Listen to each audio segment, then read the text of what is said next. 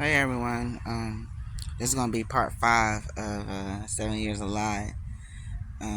If I believe I left off on having ran away from Muskegon, Michigan to Minneapolis, where my children were at, and by Greyhound, and I ended up there for, I would say, maybe a week or less. I was there. Um, Reason being because of all the abuse and all the shenanigans I was going through. By the time I was there, I got to see my kids. I spent time with them. I enjoyed what time I did have with them, and then I ended up flying from Minneapolis to Colorado, where they had an abused women's shelter there that was willing to take me in to escape the situation that I was in. And none of this was easy for me. It was very detrimental to me. It was hard as hell. Um, I did learn a lot there. I grew a lot. I stayed a lot to myself. Made a couple friends, and I was there maybe 3 months before he actually had found me. He was asking all my family and friends where I had been and did they know where I was at, asking everybody. No one was telling him anything or giving him indications as to knowing my whereabouts because I myself was scared. I ain't gonna lie, I was. And I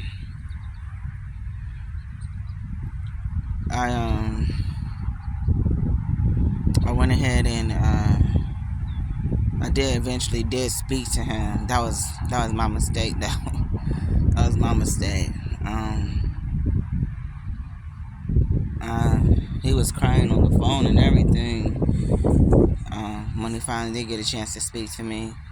But I don't know if it was sincere tears or crocodile tears because I had a few dollars and he asked me to send him some money and I did. But by the end of all of this, he told me he was with somebody and that money was for her.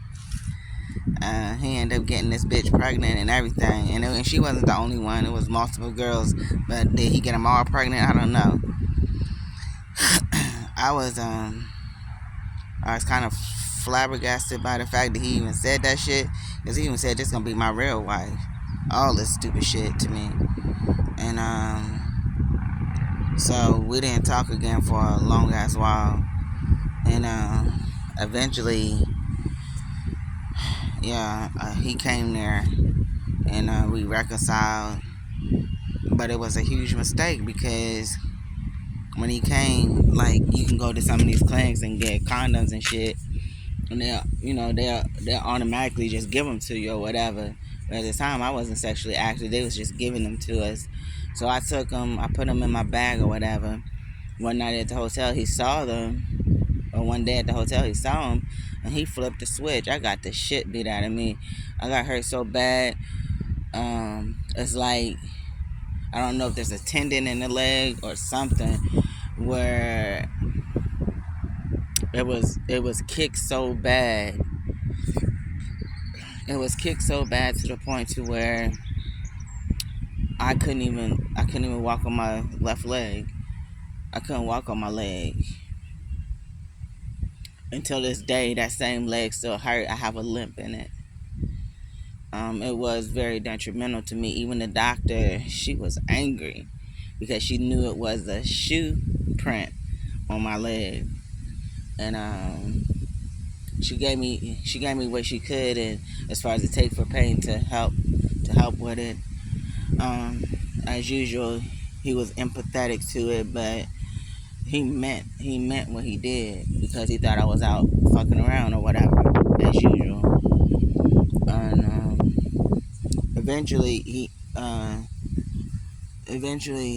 we ended up leaving there, and going back to Georgia. Sorry, my skin's a little dry. But end up going back to Georgia and separately. Um, Even with me having a job and everything, I had to uproot myself again and leave and go back to Georgia. There was no stability. There was no foundation. There was nothing. It was constantly moving, moving, moving, moving, moving. And that's how you know you in a fucked up situation. Is when you cannot build with the person that you with. And I mean build, regardless if you have children or not. Between the two of y'all, if that motherfucker is there for you, then you are going to see that that person is really there for you, because of the simple fact you're gonna want to work, you're gonna want to build, you're gonna want to step your motherfucking game up to have a life. And that's just the way it is. Facts all the way. And it just didn't happen that way. And man, it was, I went back to Georgia, stayed there. I worked my ass off there, trying to complete some tasks and whatever else to help us out. And I mean jobs.